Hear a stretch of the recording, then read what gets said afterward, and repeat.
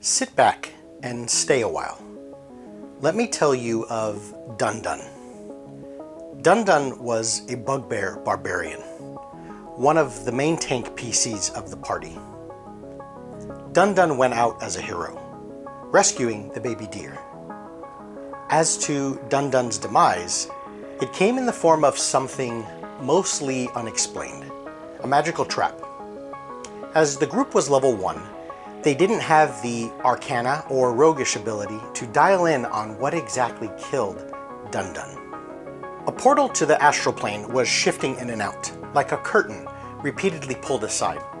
A curtain separating the astral from the material.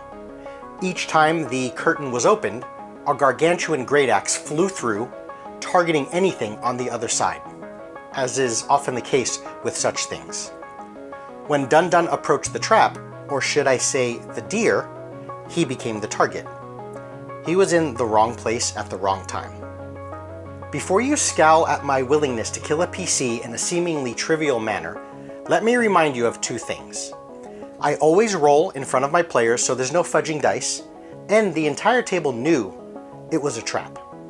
They disregarded the trap, or should I say, decided that rescuing the deer was important enough to take their chances. As to rolling in the open, it wasn't a guarantee that I'd kill anyone. I rolled a natural 20, and Dun-Dun fell. He bypassed go, but didn't collect his $200. No death saves, just dead. Fast forward a bit, and Dun-Dun's player made a new character, a Kalishtar Paladin. Which reminds me, before we move further in this diary series, allow me to bring you to my table. These are the characters that are currently exploring Eberron. We have Zalner, a Kalishtar Paladin, and Kost, a Kalishtar Life Cleric. There's two Warforged Druids, one named Heldig, the other Ash. Ash is the save all animals type, and the one that is mostly responsible for sending the bugbear Dun-Dun to his death. There's a Wood Elf Rogue named Ipa, and Zaitan, a Warforged fighter. We have Lucius, a human warlock, and Stod, a human artificer with a donkey named Matt. And finally, there's me, the overseer of all things wondrous and horrible. The group, with the new Kalishtar Paladin, eventually get to the Dragonfall site. At the center of the now militarized zone lies a massive ancient blue dragon. It's 100% dead, but its essence has created a ripple effect on the region. Beasts surround the walls of Dragonfall, and strange things flock to the area. Massive vultures circle above. Ley energy pulses from the dragon, and a chasm of lightning and power stretches across the Dragonfall site and beyond. The PCs need to tread lightly. They have business here, but they can't just ask for the spy, a female they know is named Thala. The group meets with a guard, and through a few good rolls and mention of the group known as the 12, they're allowed into the Dragonfall camp. As we zoom through the interaction, the group isn't sure if the female guard they're speaking with is in fact Thala. Regardless, the group is given a quest. Before we get there, did I mention the presence of Gith in the area? Well, I have now, and these Gith will be important to the overall story. But more on them later.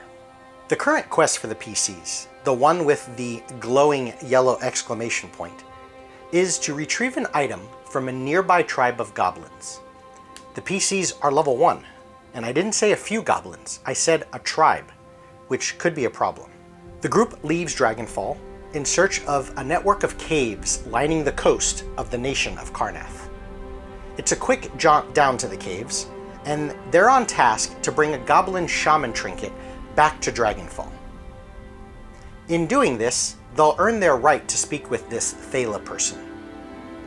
As the group is level 1, they aren't questioning the validity or the honesty of the quest, because they don't have the resources to push towards anything else. See, as level 1 PCs, they don't have any other play here. So if getting this goblin trinket is what's going to earn them audience with Bronlock Spy, so be it. Most importantly, and if there's a lesson in this video, it would be to say that my reason for the Goblin Caves encounter is to give the PCs a combat. While I've already killed a PC, the group hasn't been in a fight yet. You want to try and get your fights to the table early. I always do so when the group is level 1. Level 1 PCs are expendable, regardless of how excited they might be or how much time they've spent on a background. Level 1 PCs don't have Jarlaxle level of magic items hanging from their belts, and they don't have a network of NPCs they're working with. By offering an early combat, you give the players a chance to see if their characters perform as they'd hoped. If they don't enjoy the flow of combat, they'll have a chance to make a new character, with little harm or foul. At the Goblin Caves, the PCs defeat the goblins and grab the thing they're after.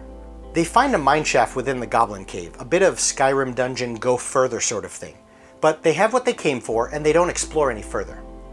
Perhaps now they're finally taking the hints, as they've already lost one character, and they know they can't approach every situation with guns blazing, clear out all problems at all times.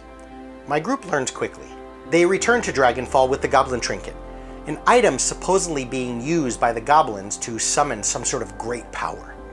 They show the item to the female guard, indicating mission complete.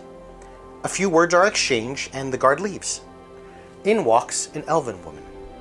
All the PCs have to go on is they're looking for a woman named Thala, who's working undercover for Bronlock, the dwarven quest giver that's a high-ranking dude in the 12. The elf does fit the description of Thala, who's supposed to be stunning with sharp and ethereal features.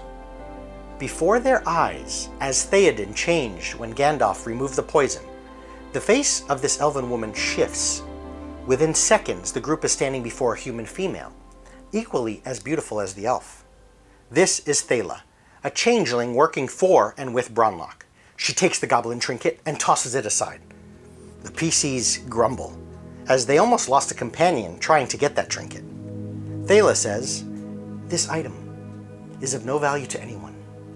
You retrieved it, and that was the task. You've demonstrated some measure of strength and combat prowess, but most importantly, you've proven that you can take orders, that you can both accept and complete a task. This is someone that I can work with, and someone that Bronlock would work with. I knew who you were, and were informed of your arrival. A group of 8 wandering into Dragonfall is hard to miss." That's the extent of the conversation between Thala and the PCs. Thala gives them 2 dragon shards. A yellowish one is for Bronlock, and the PCs are to keep the red one. As players, they know a bit about the dragon shards because I told them. As PCs, they know they have something of value, but they aren't sure what it all means.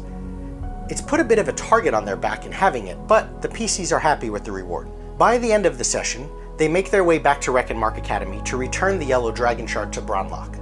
Ash, the Warforged druid that sent Dundun to his death, is torn over being responsible for a PC death. But in reality, the player of this druid just isn't liking his character. In the next diary video, I'll tell you of the Karnath undead forces that are trying to ruin the PCs. I'll tell you of the Warforged druid leaving the party, the joining of Shadow, a human ranger, and most importantly, I'll reveal the main storyline, which is about those gith that I mentioned earlier.